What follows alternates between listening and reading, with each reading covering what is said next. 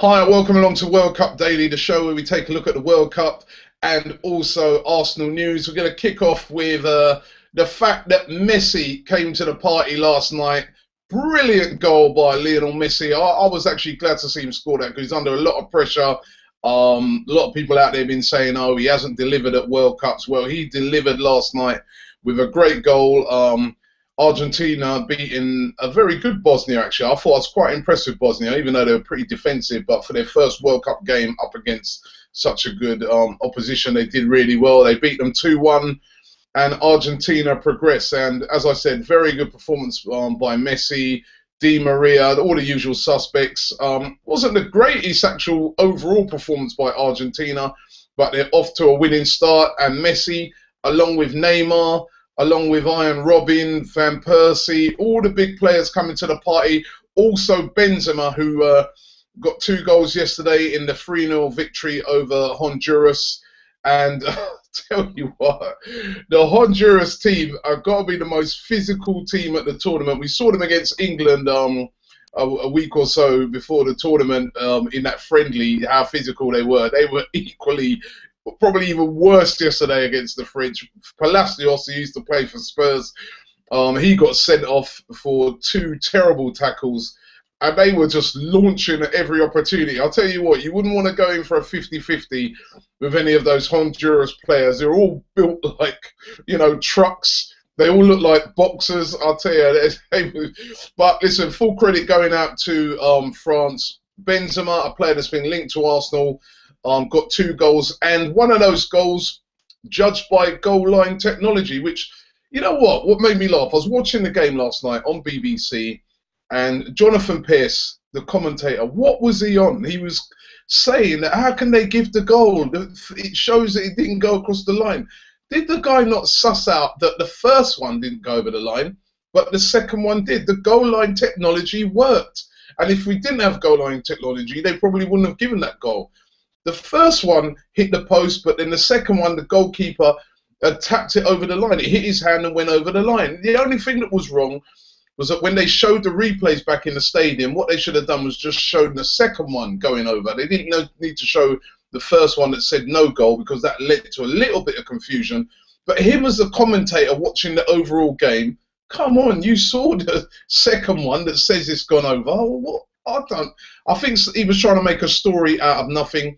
Probably what they'd have to do if there was a repeat or something like that in the future, just show the second sequence. But goal line technology works. Brilliant innovation. Just like that spray where they spray across the line and tell people to stay 10 yards, that's got to come into the Premier League. That, again, is another brilliant innovation at the World Cup. They've been using it for several years in Brazil, by the way, but it worked very well in this tournament. And just on that France game, a player that's been linked heavily to Arsenal, and that's Antoine Griezmann. And I thought he had a superb game in that. He looked quality.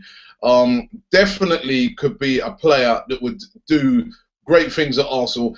Technical, the sort of player that would just fit in perfect at Arsenal. Very quick, and for such a young player, he looked really talented. And apparently, Arsene Wenger, who was commentating on French TV, was bigging him up. So you never know. That could be a deal that could happen. That could be part of that whole thing to do with Vela. We'll give you Vela, but you've got to give us Griezmann. And I'd be happy with that, because he definitely looks a talent, Antoine Griezmann. The other thing about that French game, what I couldn't understand was Sacco of Liverpool keeping Koscielny out of the team. I mean, I know Koscielny's had a few indisciplined moments for France. I don't know if that had an influence on it, but come on, Sacco nowhere near as good as Koscielny is, and I don't know if Koscielny will be back in, but Giroud got on, didn't really have time to do much in the game. But listen, it was just good to see some of the Arsenal players out there, and as I said, the Griezmann link, I like that guy. He looked good, just like Di Maria did actually in the Argentinian game. And the last game, Switzerland versus Ecuador, is actually the first game up for the day. Dramatic game, 2-1. Switzerland coming from a goal down to win it, and a great finish in the last seconds of the game. Switzerland getting the win. Listen, this has been a great World Cup so far. All the games have been positive. Attack seems to be the way, and I'm really, really enjoying the tournament, as I'm sure anybody who loves football is. It's just been an excellent World Cup so far, and I'm looking forward to the games today. Let's just go into some Arsenal news. The news is all over the place today. It's been all over the place this weekend, but newspapers come out today, and they're trying to say that they're confirming it, that Thomas Vermaelen has agreed to join Manchester United. Now, it's another one of these ones where it could happen. It could happen. They haven't got it concrete yet. They're saying that it's Matt Law who's gets a lot of Arsenal news right sometimes. He's the one who's saying it. He's saying that Vermaelen has agreed to join for about £10 million. Remember, he's only got about a year left on his contract, right? So Arsenal wouldn't be able to command a massive price for him. It puts Arsenal in a situation, because that means that they're going to have to agree some sort of contract extension with him. So if Man United are in for him, I could actually see this happening. I'll be honest with you. There's only 1 year left on his contract. Will Arsenal just keep him there to be in the squad and let his contract flitter out and then get nothing at the end of it? And then you've got an unhappy player. You know, we've all heard the situation and seen the situation before. Or would they take the 10 million? United apparently offering him 100 grand a week. He's only on 70 grand a week at Arsenal. I can see this happening. And again, it'll be another damaging move with a player that's been so heavily involved with Arsenal over the years. I know he didn't play much last season. I know he's not the first choice at Arsenal. But to see another one of these players that's been quite iconic at Arsenal over the past couple of the seasons, our captain, remember, going again, not to a club abroad, not to one of our rivals, Manchester United. This is getting beyond a joke now. And I don't know, as I said the other day, as an elite clubs, you don't see them selling lots. The volume of players that we are selling onto our rivals is unreal. And I don't know. I don't know when this is all going to end. We need to start behaving like an elite club. I don't know what your views are on it. Should we just let Vermaelen go? Has he lost it anyway? Certainly, he's not as good as a player as he first was. He's definitely dropped off. Koscielny and Mertesacker definitely deserve to be the starters. If he's here next season, he will have to start from the bench. Will he be willing to do that? I can see this happening. I can see Vermaelen going to Manchester United. I'm sorry to say it. It's not concrete yet, but I think there's definitely a lot in this one. If he does go, three players actually. We've been linked with 3 centre-halves today. One of them is... I spoke about it the other day, Stephen Corker, big imposing centre-half. He used to play for Spurs. They sold him to Cardiff City. Cardiff have been relegated, remember, and Arsenal looking to possibly bring him in. And I think he'd be actually a decent signing, because he's got the Premier League experience. Actually played pretty well last year. And I think he could definitely do a good job at Arsenal. There's also Virgil van Dijk. Now, he's an interesting one. Celtic centre-half. I know that they talk great things about this guy up there in Scotland. They reckon this guy's going to be a top player. He's also been linked with a move to Manchester United, by the way. He's I think he's Dutch.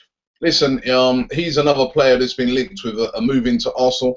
And then there's this player that apparently Arsenal put a bid in for, and his name is Rodrigo Chao. And he's a Brazilian, plays for Sao Paulo, 20 years of age. And listen, I don't know nothing about him, but he's a prospect, and he's a player that has apparently been moved with a move in. Listen, we're going to need centre-halves. Even if Vermaelen doesn't go, we've lost Sanya, who could also slot into that position. So we haven't got a right-back. Well, you know, we've only got one right-back, should I say. So we're going to need a right-back. We're going to need another centre-half anyway. If Vermaelen goes, we're going to need 2. You know, listen, we haven't... All we're hearing at Arsenal at the moment about players going out. Who's coming in? We're not hearing about nothing coming in. It's very, very frustrating, as usual, being an Arsenal fan in the summer transfer window. In any transfer window, it's an absolute nightmare, and it's going to continue. And just one last one, just to tell you about another player that's been linked with a move out, because we had Santi Cazorla being linked with a move to Atletico Madrid. We're now hearing that Nacho Monreal is being linked with a move to back to Spain as well. It's just getting a bit ridiculous. Listen, Arsenal, let's get some positive transfer news going. Why can't we hear, oh, it's been said that Balotelli is going to be signing after the World Cup? Nothing. We need some positive news here. But anyway, the World Cup's been good. Look out for the games today. Germany versus Portugal is the one I'm looking forward to. Mesut Ozil up against Ronaldo. That should be really, really interesting. Then you've got Iran versus Nigeria and Ghana versus USA. So some really, really good games today, and I'm really, really looking forward to it. Just before I go, let me just couple of comments. We've got to go real quick here. Brendan Mattison said Messi's goal was deflected into the goal by the Bosnian keeper. If it hadn't clipped off the defender, it would have went out. But the dribble and everything for that goal, come on. Messi has come to the party. You've got to make it happen. And finally, just switched on here, Terry Tibbs says, Thomas Vermaelen off to Man United. Unfortunately, it could happen. It could happen. He's only got a year left. It could happen. It's going to be horrible. It's going to be another one of those where, you know, why are we selling all of our players to our rivals? But it could happen. We're just going to have to wait and see. Thanks for watching World Cup Daily. Don't forget, check out Loomis, who's been in Brazil. He's doing his World Cup diary, giving you his experience, resident Jamaican stroke English man over there in Brazil. He's creating havoc over there. You've got to watch the video of him walking in the middle of the protest out there. Check that one out. Loomis, his World Cup diary. We've got about 3 videos that we're uploading for that today, so make sure you check that out. And thanks for keeping it here. We'll be back tomorrow for more World Cup Daily.